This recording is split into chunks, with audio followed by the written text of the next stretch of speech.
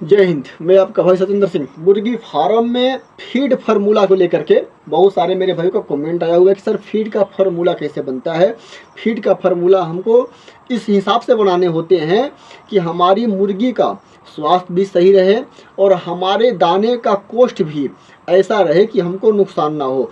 सबसे पहले हमको ये जानना है कि मुर्गी के फीड में हमको कौन कौन से मटेरियल मिक्स करने होते हैं जो हमको बड़े आसानी से मिल जाते हैं। ऐसे फीड बनाने के लिए तो बहुत सारे मटेरियल हैं, मक्का, बाजरा, सोयाबीन, जीएनई, मस्टर्ड, फीस, उसके बाद DORB, पत्थर, पाउडर, इस तरह से बहुत सारे मटेरियल है। लेकिन आप लोगों के आसपास कौन से मटेरियल बड़े आसानी से मिल सकते हैं, उसके हिसाब से आप लोगों को ये तय करना चाहिए कि हमारी मुर्गी का फीड फार्मूला क्या होगा। अधिकांश जो मेरे भाई हैं फार्मर, वो मक्का और सोया ग्राइंड करके उसमें पत्थर पाउडर और कुछ दवाइयाँ मिक्स करके अपने मुर्गी को रेगुलर खिलाते हैं, क्योंकि मक्का और सोया ये दो ही फीड बड़े आसानी होती है उनको मंगवाने में। और बहुत तरह के फीड अगर मंगवाते हैं तो थोड़ी परेशानी का सामना करना पड़ता है, क्योंकि हर फीड एक जगह नहीं मिलता। किसी को बहुत दूर से मंगवाने होते हैं, कोई बहुत नज़दीक होता है, और उसके साथ साथ कोई फीड जो है जल्दी मिलता नहीं। लेकिन जो भी हम फीड मंगवाएं, जो भी फीड अपने मुर्गी को हम खिलाएं, तो इस बात का ध्यान रखना आप लोगों को कि उस फीड के अंदर भरपूर मात्रा में प्रोटीन हो, मिनरल हो, फाइबर हो, यह सारी चीज़ जितने भी पोषक तत्व होने चाहिए वो फीड के अंदर होना चाहिए। तो जो भी मेरे भाई मक्का और सोया ग्राइंड करके ये दो ही फीड खिलाते हैं तो बहुत अच्छा है, कोई दिक्कत नहीं है। इसमें दोनों के अंदर प्रोटीन की मात्रा बहुत ज़्यादा होती है। लेकिन यह आप लोगों को देखना है कि क्या मक्का और सोया को हम ग्राइंड करके अगर मुर्गी को खिलाते हैं तो हमारे दाने का कॉस्ट सही हो रहा है कि ज़्यादा है कि कम है, उस हिसाब से आप लोगों को अपने हिसाब से मैनेज करना होगा। जिस तरह से मैं अपने फार्म में अपना फार्मूला बनाता हूं, तो हमारे फार्म के अंदर मक्का भी चलता है, बाजरा भी चलता है, सोयाबीन भी, DORB भी, मूंगफली का खल भी, सरसों का खल भी, पत्थर पाउडर, फीस भी हम चलाते हैं, मछली भी चलाते हैं।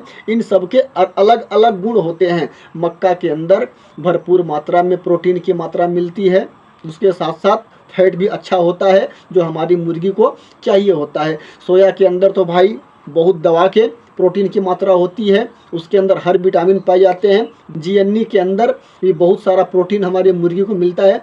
अब इतने सारे फीड, जितना फीड मैंने आप लोगों को गिनवाया, इतने सारे फीड में ये कोई ज़रूरी नहीं कि आपको सारे फीड ही चलाने हैं। होता क्या है, मेरा जो है प्रोसेस स्टार्टिंग से ही ऐसा है, और ये सारे फीड चलाने की वजह से हमारे मुर्गी का रिजल्ट जो है बहुत अच्छा है। तो जिस काम से हमारा रिजल्ट अच्छा होता है उस काम को कंटिन्यू करना चाहिए। चाहे आप जो भी फीड चलाओ, अगर उस फीड से आपकी मुर्गी का स्वास्थ्य, आपका मुर्गी का रिजल्ट अच्छा है तो आपको वही करना चाहिए। ऐसा नहीं कि जो मैं चला रहा हूँ वही आपको चलाना चाहिए। बाजरा मैं सबसे ज़्यादा यूज़ करता हूँ अपने फीड के अंदर, क्योंकि बाजरा के अंदर फंगस नहीं होता। मक्का के अंदर दिक्कत क्या होता है कि मक्का के अंदर थोड़ा सा भी अगर मॉइस्चर रहेगा, अगर सूखा मक्का आपने नहीं खरीदा तो उसके अंदर फंगस बन जाता है। लेकिन बाजरा हल्का भोजन होता है, हल्का फीड होता है, वो जल्दी सूख जाता है, उसके अंदर फंगस नहीं होती। और जब फंगस नहीं होगी और उसको हम ज़्यादा मात्रा में अपने फीड में हम डालेंगे तो और भी हमारे सारे फीड को वो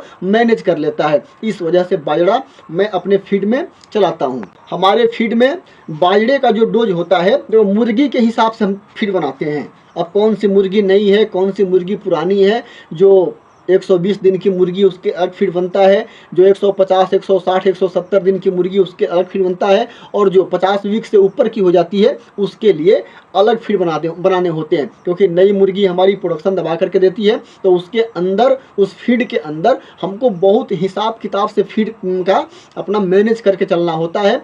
उसमें हम ज़्यादा फीड की कॉस्ट को कम नहीं कर सकते, क्योंकि हमारी मुर्गी को इसी समय पे स्ट्रेंथ बनाए रखने की ज़रूरत होती है। और उस टाइम पे यदि हमने फीड में थोड़ा बहुत गड़बड़ कर दी तो हमारी मुर्गी का प्रोडक्शन डाउन हो सकता है। जो मुर्गी बुढ़ी हो चुकी है, 50, 60 वीक, 65 वीक से ज़्यादा की उसकी एज हो चुकी है और उसका प्रोडक्शन डाउन हो गया है, ऐसे मुर्गी को थोड़ा सा हम फीड का कॉस्ट कम करते हैं। अब इसी फीड में से जितना मैं फीड चलाता हूँ, इसी फीड में से अब मान के चलो आपकी सोया का रेट सबसे ज़्यादा, सारे फीड से ज़्यादा महंगा सोया है, उसके बाद जीएनई है। इस तरह के फीड जो है कुछ जो सबसे ज़्यादा हाई रेट वाले हैं, तो क्या करेंगे कि उसका परसेंटेज अपने फीड में हम कम कर देंगे। अब 10% डालते हैं तो उसको हम 7% कर देंगे, 6% कर देंगे।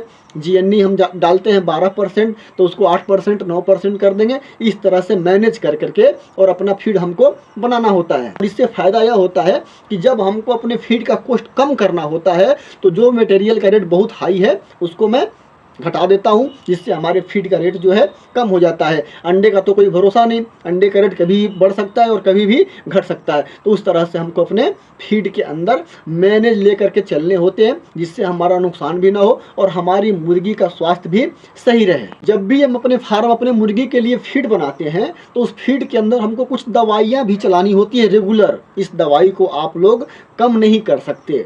होता क्या है कि स्टार्टिंग में यदि आपने अपने मर्जी से दवाई कम चला दिए या दवाई बंद कर दिए तो स्टार्टिंग में इसके प्रभाव आपको नहीं दिखेंगे, लेकिन अचानक से क्या होता है ना कि आपकी मुर्गी जो है अंडा ही लेकर के बैठ जाएगी और जितने का आप दवाई लगाए हो उससे कई गुना आपको खर्चे करने पड़ जाएंगे। तो कुछ दवाइयाँ ऐसी से TM होता है, इस पर भी एक वीडियो बनाऊंगा मैं। उसके बाद टॉक्सिन बाइंडर होता है, एंजाइम होता है, प्रीमिक्स होता है, फाइटेज होता है, इस टाइप की दवाइयाँ है। विटामिन D3 DCP जिसको हम बोलते हैं, हड्डी का पाउडर होता है।